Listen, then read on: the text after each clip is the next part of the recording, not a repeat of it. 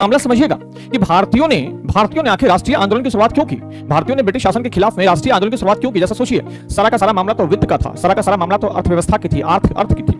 Britain ने जब भारत का ड्रेन ऑफ वेल्थ करना शुरू किया, तेजी से भारत के किसान मजदूर, भारत के जमींदार, भारत के मध्यम वर्ग तेजी से गरीब होते चले गए। जब जीवन जीने का जो स्तर है वो गिरता चला गया भारतीयों का, इस सबके पीछे सबसे बड़ा कारण यह था कि भारत अब आर्थिक रूप से कमजोर हो चुका था और भारत से धन का निष्कासन अब ब्रिटेन की ओर जा रहा था। ब्रिटेन ज्यादा से ज्यादा पैसे भारत से रेवेन्यू के तौर पर वो ब्रिटेन की ओर ले जा रहे थे और इससे क्या हुआ कि भारत की अर्थव्यवस्था कमजोर पड़ती जा रही थी। भारत की अर्थव्यवस्था जब कमजोर पड़ती गई तो यही कारण है कि यहाँ से ब्रिटिशर्स और भारतीय जनताओं के बीच में मतभेद बढ़ता चला गया, दूरियां बढ़ती चली गई और यही रीजन एक ऐसा बना कि भारतीय राष्ट्रीय आंदोलन खड़ा कर दिया भारतीय जनता ने ब्रिटिश सरकार के खिलाफ। सारा मामला सिर्फ पैसे का है। मान लीजिए कि भारत का आर्थिक शोषण नहीं हुआ होता, सारी व्यवस्थाएं बिल्कुल ठीक ठाक चल रही होगी, सारी व्यवस्था क्यों चरमराई? ब्रिटिशर्स ने सारी व्यवस्थाएं क्यों चरमराया? ब्रिटिशर्स ने हिंदुस्तान को अपना उपनिवेश क्यों बनाया? क्यों भारत पर शासन किया? सिर्फ और सिर्फ इसमें आर्थिक हित छुपे हुए थे उसके।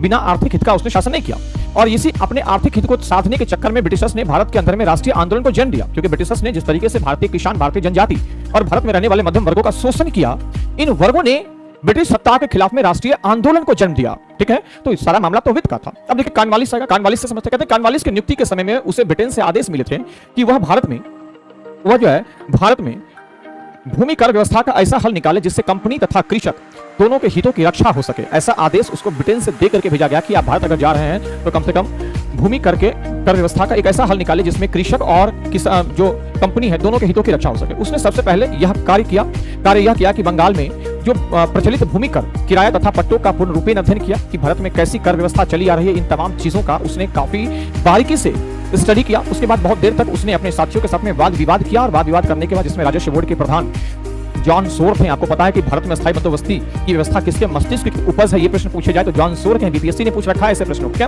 तो ये जो कॉर्नवालिस है वो अपने बोर्ड ऑफ रेवेन्यू के मेंबर्स के साथ में बैठा और बोर्ड ऑफ रेवेन्यू के प्रधान उस समय में जॉन सोर हुआ करते थे और उस समय में जो रिकॉर्ड कीपर हुआ करते थे, जो लेखपाल हुआ करते थे, अभिलेखपाल, उसका नाम जेम्स ग्रांट हुआ करता था।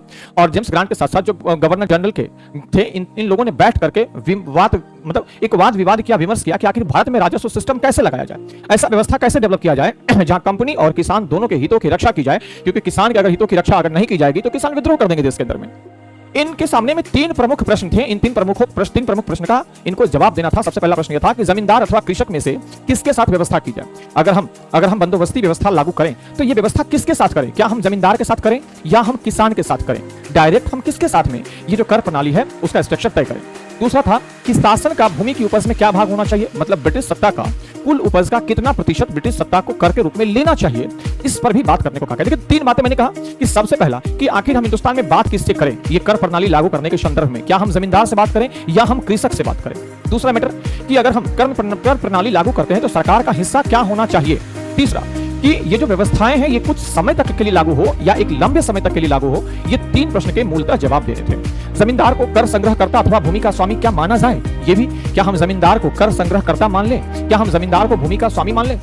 इस प्रश्न पर जॉन सोर तथा जेम्स ग्रांट जो बोर्ड ऑफ रेवेन्यू के मेंबर हुआ करते थे, इन दोनों का मत बिल्कुल अलग अलग था। सर जॉन सोर का अलग मत था और जेम्स ग्रांट इस पे अलग मत रखते थे। अब देखिए जेम्स दोनों का मत क्या था। तो सोर कहते हैं कि उसे भूमि का स्वामी स्वीकार करता है तथा उसे निश्चित भूमि का ही कर देना चाहिए। अब देखिए यहाँ पर सर जॉन सोर कहते हैं कि जमींदार के पास में भूमि का मालिकाना हक होना चाहिए, जबकि जेम्स ग्रांट का कहना है कि नहीं, जब सरकार जो है समस्त भूमि का मालिक कौन हो, ये सरकार हो, ऐसा कहता है जेम्स ग्रांट कि समस्त भूमि का मालिक सरकार हो।